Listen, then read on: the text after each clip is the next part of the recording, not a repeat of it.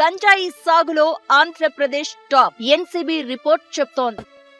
2021లో 2 లక్షల కిలోలు స్వాధీనం. 7.5 లక్షల గంజాయి పట్టుకుంటే దాంట్లో 26% ఒక్క ఆంధ్రప్రదేశ్ నుంచి వెళ్తా ఉంది. ఒరిస్సాతో కలుపుకుంటే ఎంటైర్ ఇండియాకి 50% గంజాయి ఏఓబి బార్డర్, మన అరకు బార్డర్ నుంచి పోతాం. ఓవైపు లాక్డౌన్ అమల్లో ఉంటుండగానే చెక్ పోస్టుల వద్ద టన్నుల కొద్దీ గంజాయి లోడులు పట్టుబడుతున్నాయి. మారుమూల గ్రామాల్లో ఇది ప్రధాన పంటగా మారిపోయింది. కేజీకి 1000 రూపాయలు ఇస్తుండటంతో నిరుద్యోగ యువత గంజాయి రవాణాకు మొగ్గు చూపుతున్నారు. డ్రగ్స్ ముఠా హ్యాష్ ఆయిల్ ని సరఫరా చేస్తున్నట్లు తేలింది. ఇదంతా ఏపీలోని అరకు నుంచే సరఫరా అవుతున్నట్లు గుర్తించారు పోలీసులు. ఒక డీజీపీఎల్ గంజాయి తోటలను కాల్ చేస్తే వెంటనే ట్రాన్స్ఫర్ చేశారు. గంజాయి తోటలు ఎంత పిచ్చిగా పెరిగిపోయినాయి అంటే విచ్చలవిడిగా గంజాయి దొరుకుతా ఉంది అన్నొచ్చింది. అది గంజాయి మత్తులో యువతని, ఎందుకంటే అడిగితే కోపం వస్తుంది కదా, ఉద్యోగాలు లేకపోతే గంజాయి సిగరెట్ ఇస్తే సరిపోతుంది, కామ్ కూర్చుంది. ఇది మేము సోషియో ఎకనామిక్ ఇష్యూగానే చూస్తున్నాం. మీకు సరైన ఉద్యోగ అవకాశాలు కానీ, విద్యా అవకాశాలు కానీ, ఉపాధి అవకాశాలు ఉంటే మీరు గంజాయి సాగుని, మీరు స్మగ్లింగ్కి వెళ్ళరు యువత.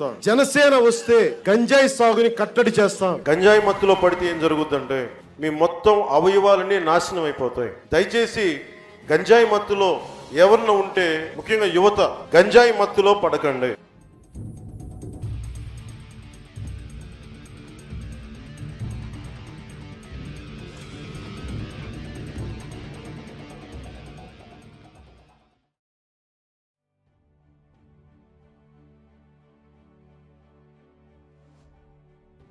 గంజాయి సాగుని మనం నిలువరించాలి. దీన్ని ఒక సామాజిక సమస్యగా కూడా చూడాలి. టూరిజం మీకు మేజర్ మనీ అవుతుంది. మీరు కనుక టూరిజంని కనుక మీరు అప్లై చేసుకుంటే, ఉదాహరణకి మనకు 20 గ్రామాలు ఉన్నాయి. 20 గ్రామాల్లో మీరు 2 ఇళ్ళు కనుక ఒక హోమ్ స్టే లాగా అదే ఇల్లు బాగా కట్టి, అదే మట్టి బాగా కట్టి కనుక ఇవ్వగలిగితే, ఎవరైనా బయట వాళ్ళు వస్తే ఒక 2 రోజులు ఉంటే మీకు డబ్బు వస్తాయి.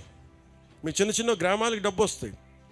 మీరు చుట్టుపక్కల ఏదైనా తీసుకెళ్తే మందు మాకులు మనం కూర్చోబెట్టి ఆయుర్వేదిక్ మొక్కలు వేస్తే దానివల్ల కొంటే డబ్బులు వస్తాయి. ఇప్పుడు నేను ఇందాకెళ్ళి ఒక 1000 రూపాయలు 1500 రూపాయలు పెట్టి ఆ మొక్కలు కొనుక్కున్నాం. సో మనం చాలా చెయ్యొచ్చు. సో మీకు గంజాయి అనేది అది మీకు ఆదాయానికి మార్గం కాకూడదు. నేను యువతకి అదే కోరుకుంటా ఉన్నా. సంపాదించడం చాలా తేలిగ్గా ఉంటుంది, కానీ దాని ద్వారా వచ్చే దుష్ఫలితాలు మటుకు చాలా లోతుగా ఉన్నాయి. అందుకని ముఖ్యంగా అందరూ ఉన్నారని నేను చెప్పట్లేదు, కానీ గంజాయి సాగు చేస్తున్న యువతకి నా అప్పీల్, నా విన్నపం ఏంటంటే, దయచేసి మీకు ప్రత్యామ్నాయ మార్గాలు కల్పిస్తాం.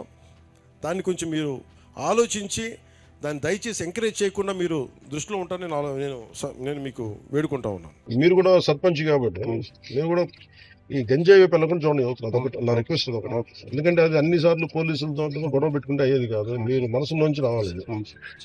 అందరికి కొంచెం ఎడ్యుకేట్ చేయాలి. సర్పంచ్ వర్యంలో 15 ఎకరాల గంజాయి తోట గిరిజనులు ధ్వంసం చేశారు. ఈ రోజు మూకుమ్మడిగా అందరూ వచ్చి గ్రామస్తుల సహకారంతో ఈ రోజు గంజాయిని నరకడం అయితే జరుగుతా ఉంది. పెట్రోల్ పోసి తగలబెట్టడం కూడా జరుగుతుంది.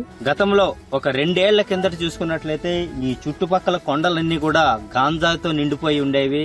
ముందు చేసేవారము ఎందుకనేసి మేము వగ్గేస్తాం. ఇప్పుడు కందులు, పసుపు గంజాయి చేసి అలాగే బతికే వాళ్ళం. మేము గంజాయి అయితే మర్చిపోయాము. గంజాయి పండించే వాళ్ళము. గంజాయి తీసేస్తే ఇప్పుడు పసుపులు, కందులు, కాపీలు వేసుకుంటాం సార్. గంజాయి మొక్కలు ఉండేది, అనేక విధాలుగా పని చేసుకుంటూ మేము బతికేవారము. ఇప్పుడైతే పసుపు దొడ్లే మాకు దిక్కు అయినట్టు ఉన్నది సార్.